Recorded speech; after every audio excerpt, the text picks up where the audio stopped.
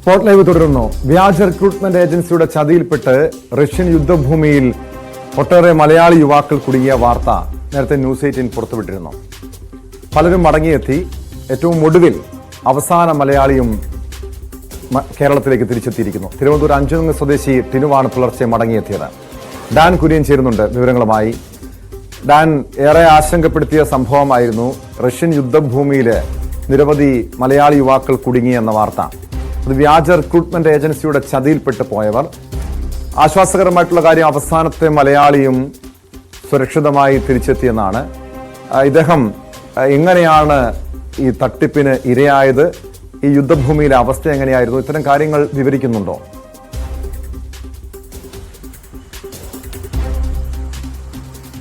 Tom, മാസങ്ങൾക്ക് മുമ്പ് റഷ്യയിലെ ലിസ്റ്റുചെൻസ് എന്ന സ്ഥലത്ത് സെക്യൂരിറ്റി ജോലിക്ക് എന്ന പേരിൽ എത്തിയ 4 യുവാക്കളിൽ, തിരുവനന്തപുരം അഞ്ചുതെങ്ങ് സ്വദേശിയായ 4 യുവാക്കളിൽ ഏറ്റവും ഒടുവിലത്തെ ആളായ ടിനു പന്നിയടിമയാണ് ഇന്ന് പുലർച്ചെ തിരുവനന്തപുരം വിമാനത്താവളത്തിൽ തിരികെ എത്തിയത്. മറ്റ് 3 പേർ, ഇയാൾക്കൊപ്പമുണ്ടായിരുന്ന സുഹൃത്തുക്കളായ വിനീത്, അതോടൊപ്പം പ്രിൻസ് ഗെയിൽ തുടങ്ങിയവർ നേരത്തെ തന്നെ മോചിതരായിരുന്നു. അവരെ ഇന്ത്യൻ എംബസിയുടെ സഹായത്തോടെയാണ് അവിടെ നിന്ന് രക്ഷപ്പെടുത്തി നാട്ടിലേക്ക് കൊണ്ടുവരുന്ന സാഹചര്യം ഉണ്ടായത്. അത് വലിയ തരത്തിൽ വിവാദമാകുകയും വാർത്തയാകുകയും ഒക്കെ ചെയ്തതാണ്. കാരണം കൃത്യമായ ഇടപെടൽ നടത്താൻ വിദേശകാര്യ മന്ത്രാലയത്തിന് കഴിയുന്നില്ല എന്ന വിമർശനമൊക്കെ ഒരു ഘട്ടത്തിൽ ഉയർന്നു വന്നതാണ്. പക്ഷേ ടിനുവിനെ മാത്രം മോചിപ്പിക്കുന്ന കാര്യത്തിൽ ഒരു അവ്യക്തത തുടരുകയായിരുന്നു. അത് തന്നെയാണ് മാസങ്ങൾ നീണ്ട ഈ പ്രക്രിയയ്ക്ക് ശേഷമാണ് ഇപ്പോൾ ടിനുവിന് നാട്ടിലേക്ക് അഞ്ചുതെങ്ങിലേക്ക് മടങ്ങിയെത്തുന്ന ഒരു സാഹചര്യം ഉണ്ടായത് എന്നത് വേണം എടുത്തു പറയാൻ. കാരണം അത്രമാത്രം പ്രതിസന്ധികൾക്കിടയിലൂടെയാണ് ടിനുവിന്റെ കുടുംബമടക്കം കഴിഞ്ഞ ഏതാനും മാസങ്ങളായി കടന്നുപോയിക്കൊണ്ടിരുന്നത്. സെക്യൂരിറ്റി ജോലിക്ക് വേണ്ടി നല്ല ആകർഷകമായ ശമ്പളത്തിൽ യുവാക്കളെ കൊണ്ടുപോകുന്നു എന്ന വാഗ്ദാനത്തിൽ വിശ്വസിച്ചാണ് ടിനു ഉൾപ്പെടെയുള്ള 4 പേർ അഞ്ചുതെങ്ങിൽ നിന്ന് റഷ്യയിൽ പ്രവർത്തിക്കുന്ന മലയാളി നേതൃത്വം നൽകുന്ന ഈ റിക്രൂട്ടിംഗ് ഏജൻസിയുടെ കെണിയിൽപ്പെടുന്നത്. അങ്ങനെ അവർ അവിടെ ജോലിക്കെത്തുന്നു.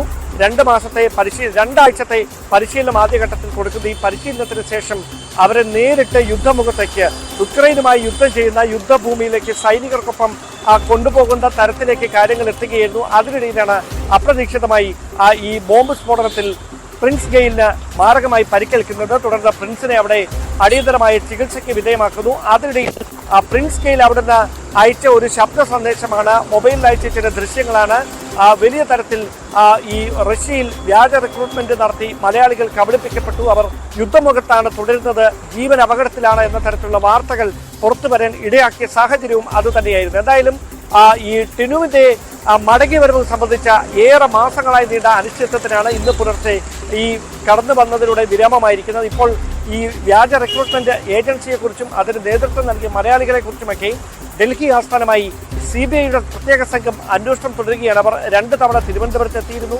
2 പേരെ കസ്റ്റഡിയിലെടുത്ത് ചോദ്യം ചെയ്യുന്ന സാഹചര്യമുണ്ടായി. ആ വലിയ പ്രതിസന്ധികൾക്ക് ഇടയിൽ ടിനു മാത്രം എപ്പോൾ മടങ്ങി വരുമെന്ന കാര്യത്തിൽ ഏറെ ആശങ്ക നിലനിന്നിരുന്നു. പക്ഷേ അതിനിടയിലാണ് കുടുംബത്തിനും നാടിനും ആശ്വാസമായി ടിനു കൂടി ഇന്ന് പുലർച്ചെ മടങ്ങിയെത്തിയിരിക്കുന്നത്. പക്ഷെ അവിടെയും ഇപ്പോഴും ഡാൻ, ഈ റിക്രൂട്ടിംഗ് ഏജൻസിയെ, വ്യാജ റിക്രൂട്ടിംഗ് ഏജൻസിയെ കേന്ദ്രീകരിച്ചുള്ള അന്വേഷണം അത് 2 പേരുടെ കസ്റ്റഡിയിൽ മാത്രമാണ് ഒതുങ്ങിയത്. ഇത് എങ്ങനെയായിരുന്നു ഈ തട്ടിപ്പ്, ഈ വിസ തട്ടിപ്പ്? ഇതിന് പിന്നിൽ ഒരു വൻ സംഘം തന്നെയുണ്ടോ? മലയാളികൾക്ക് ബന്ധമുണ്ടോ?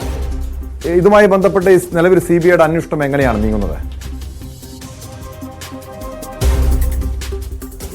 ഞാൻ അത് തന്നെയാണ് ആദ്യം സൂചിപ്പിച്ചത്. അതായത് മലയാളി നേതൃത്വം നൽകുന്ന ഒരു വ്യാജ റിക്രൂട്ട്മെന്റ് ഏജൻസിയാണ്. ഇയാൾ ഏതാണ്ട് 30 വർഷമായി റഷ്യയിൽ സമാനമായ തരത്തിൽ റിക്രൂട്ട്മെന്റ് ഇടപാടുകൾ നടത്തുന്ന ഒരു വ്യക്തിയാണ് എന്ന വിവരമാണ് കൃത്യമായി തന്നെ ലഭിച്ചിരിക്കുന്നത്. സ്വാഭാവികമായി അയാൾ നാട്ടിലേക്ക് തിരികെ എത്തിയാൽ മാത്രമേ ഇയാളെ ചോദ്യം ചെയ്യുകയോ അല്ലെങ്കിൽ അടുത്ത നിയമ നടപടികളിലേക്ക് കടക്കുകയൊക്കെ ചെയ്യുന്ന തരത്തിലുള്ള കാര്യങ്ങളിലേക്ക് ഈ CBI ഉദ്യോഗസ്ഥർക്കും കടക്കാൻ കഴിയില്ല. എന്തായാലും അയാൾ പിന്നീട് നാട്ടിലെത്തിയിട്ടില്ല.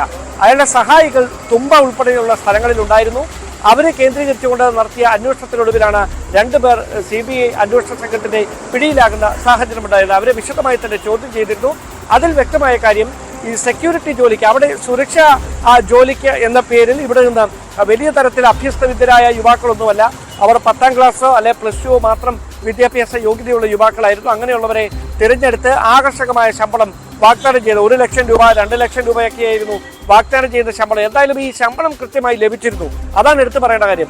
ഇങ്ങനെ ശമ്പളം ലഭിച്ചിരുന്നു. ആ ശമ്പളം വാഗ്ദാനം ചെയ്ത അവരെ ഈ ലിസ്റ്റ് ജംഗ്ഷൻ എന്ന സ്ഥലത്തേക്ക് എത്തിച്ച് അവിടെ വെച്ച് ചില ഈ ട്രെയിനിങ്ങിന് ശേഷം ചില എഗ്രിമെന്റിൽ സൈൻ ചെയ്യിപ്പിക്കും. അത് സ്വാഭാവികമായി റഷ്യൻ ഭാഷയിലുള്ളതാണ്. അവർക്കത് വായിച്ച് അതിൽ എന്താണ് എഴുതിയിരിക്കുന്നതെന്ന പ്രാവീണ്യം നേടി പിന്നീട് അതിൽ ഒപ്പിട്ട് കൊടുക്കാനുള്ള മാത്രം അറിവ് ആ കുഞ്ഞുങ്ങൾക്കുണ്ടായിരുന്നില്ല.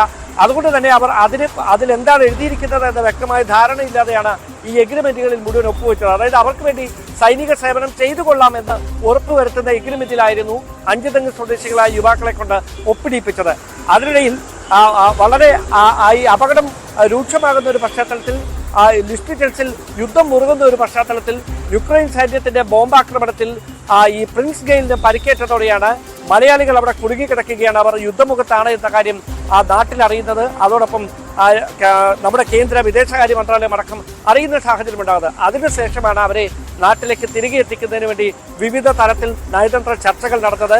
2 മാസം കഴിഞ്ഞിട്ടാണ് ഈ പ്രിൻസ് ഗെയിലിന്റെയും വിനീത ഉൾപ്പെടെയുള്ള മറ്റ് 5 തെങ്ങ് സ്വദേശികളെ നാട്ടിലേക്ക് തിരികെ എത്തിക്കാൻ നമ്മുടെ വിദേശകാര്യ മന്ത്രാലയത്തിനും ഇന്ത്യൻ എംബസിക്കുമൊക്കെ കഴിഞ്ഞത്. പക്ഷേ ടിനുവിന്റെ കാര്യത്തിൽ അപ്പോഴും ഈ പ്രതിസന്ധി തുടരുകയായിരുന്നു. ടിനു യുദ്ധമുഖത്ത് തന്നെ തുടരുകയായിരുന്നു എന്ന വാർത്തകൾ വന്നു. അതിനിടയിലാണ് ഏതാനും ആഴ്ചകൾക്ക് മുമ്പ് ഇന്ത്യൻ പൗരന്മാർ അവിടെ ഈ യുദ്ധമുഖത്ത് വെച്ച് മരണപ്പെട്ടിട്ടുണ്ട് എന്ന ആശങ്കയുണർത്തുന്ന വാർത്ത വന്നത്. അപ്പോഴും കുടുംബാംഗങ്ങളും നാട്ടുകാരുമൊക്കെ വലിയ വ്യക്തമാണ്. ഡാൻ കുര്യനാണ് തിരുവനന്തപുരത്ത് നിന്നും വിവരങ്ങൾ നൽകിയത്.